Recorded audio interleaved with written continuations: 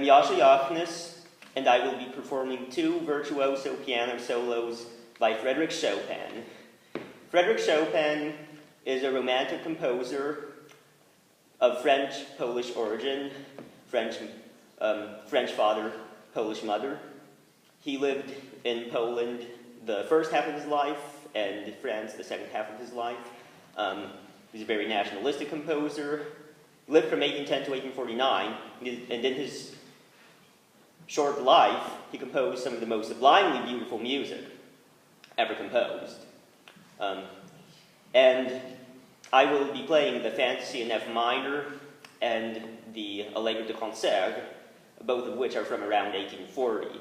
The Fantasie in F minor seems to depict the supernatural. I described a lot of Chopin as seeming to depict pristinely beautiful images of nature. This, on the other hand, depicts something akin to a beautiful wilderness area, however, not something earthly, something unearthly. And so it begins with this heroic, stately march, which never returns. So then it continues with the main body of the Fantasie, which consists of an external form and an internal form. So this exoskeleton, so to speak, consists of a simple motif which is sequenced and repeated. It punctuates and precedes every subsection of the internal form. It's basically a couple of rising fourths, punctuated by a little descending stepwise motion, and it has a quite fantastical effect.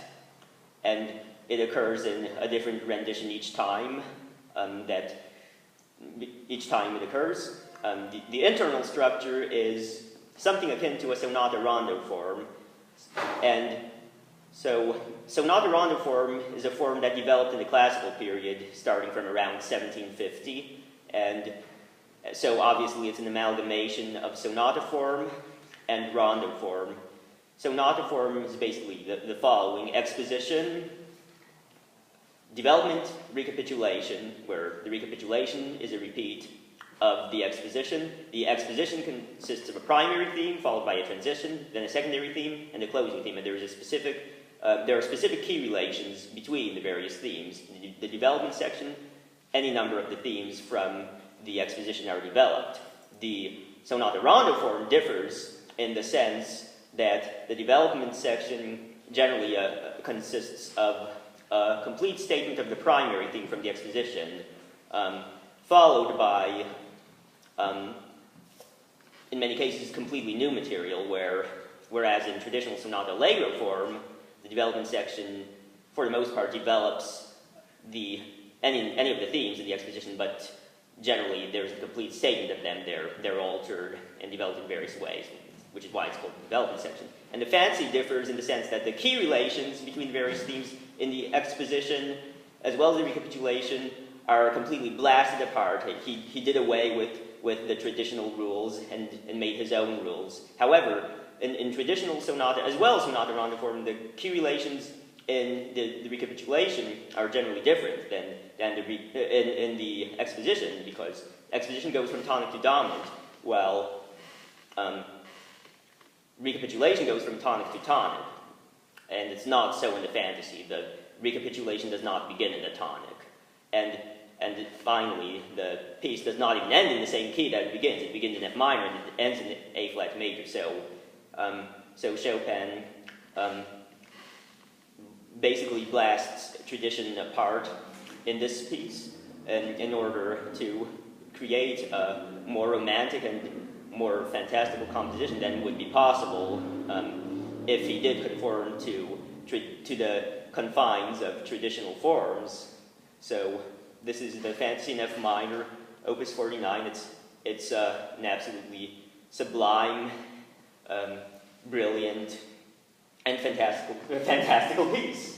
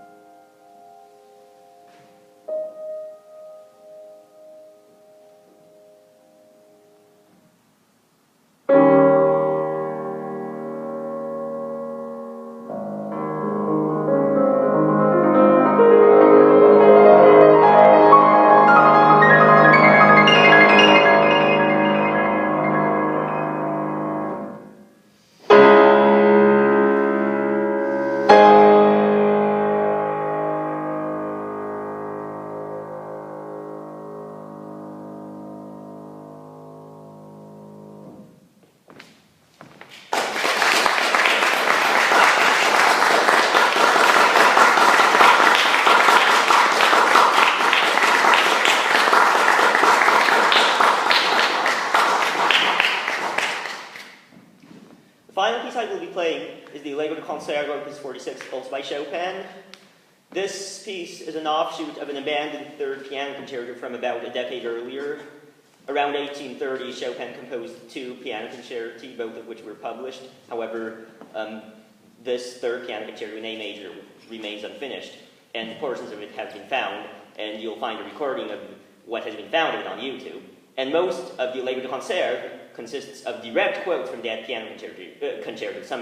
Some material has been removed, while other material has been added, but it's essentially the same idea. So this is like a concerto without orchestra, and it roughly follows the traditional concerto form. So it's sometimes referred to as sonata concerto form because it's like a corollary, a special case of sonata allegro form. It's concerto is a piece for orchestra with a featured soloist, whether that's featured solo is piano, flute, clarinet, violin, or whatever. In this case, piano. Well, except there's no orchestra. So what that means is the piano will basically be playing the role of the orchestra. Generally, concerti begin with an opening tutti section, meaning an opening which is dedicated exclusively to the orchestra. The solo does not come in until the orchestra plays basically an abridged version of the exposition, and a more fleshed out version of the exposition consists of interplay between the soloist and the orchestra, which follows the opening tutti, meaning that the exposition is basically played twice, the first time in a more rudimentary version, the second time more embellished by the soloist and the accompanying orchestra. Now, the thing that's unusual about this piece is that there is no real first theme. The ritornello, the returning theme that is the second and closing theme combined, where they occur together in the opening tutti, that is what would be the opening tutti if there were an orchestra, and they're split apart in subsequent occurrences. It's obviously the second theme because in the exposition, that is the solo exposition rather than the opening exposition by the orchestra, it occurs in the dominant of E major rather than the tonic of A major. If it were the first theme, it would be in the tonic. While in the recapitulation, of course, it occurs in the tonic. So in this sense, it's more traditional than the Fantasie because the key relations are still the same. But the opening material played by what would be the orchestra prior to the second theme, most of that never repeats, at least not in the exposition of the recapitulation. The only time a little of that repeats is the development, which is most sonatas and concerti have a fairly well fleshed out development section. However, the development section in this piece is rather sketchy. The weight is on the exposition and recapitulation. It's just some material derived from the opening tutti section, the section that directly precedes the second theme, which constitutes the ritornello, which means returning theme. And so, in that sense, it's a breach from tradition. The piece is, in my opinion, less representative of the supernatural than the Fantasie is, and more of some pristine wilderness area, but more earthly.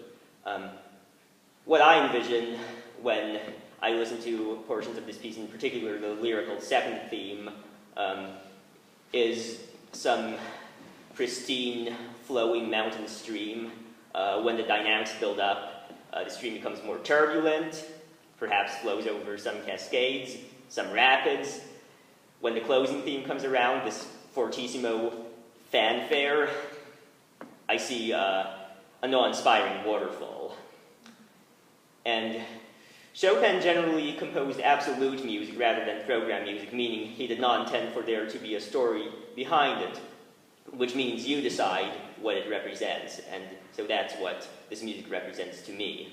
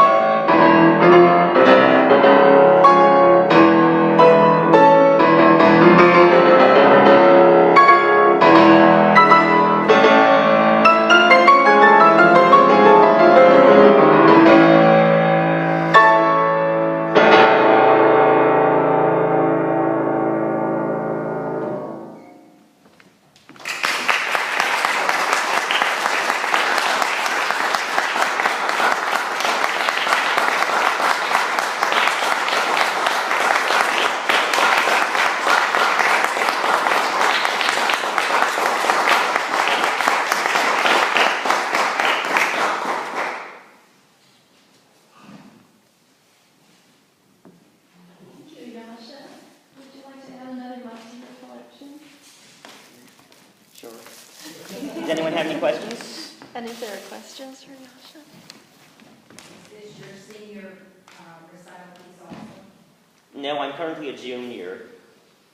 My senior recital will take place most likely next January. However, I also played a junior recital a couple of months ago. It was more than 2 months ago now. It was January 26th.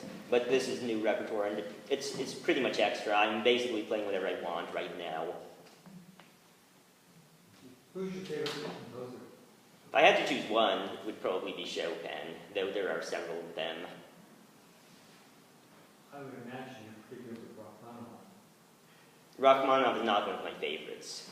Rachmaninoff and Chopin are actually, they're both romantic composers, but they're very different in their compositions are very different in character. Rachmaninoff is Russian, and so I think his geographical location had an effect on his music. I think that may be one of the reasons why it tends to be more tragic than Chopin does. Of course, that's only one variable. There are other variables, and one of those is, of course, Rachmaninoff's own character as a person. But Rachmaninoff's music tends to be a little morbid compared to many of the other romantics. It's either overly sentimental or overly lugubrious. Not always, but a lot of the pieces are like that. But rarely is it as sublime as Chopin is.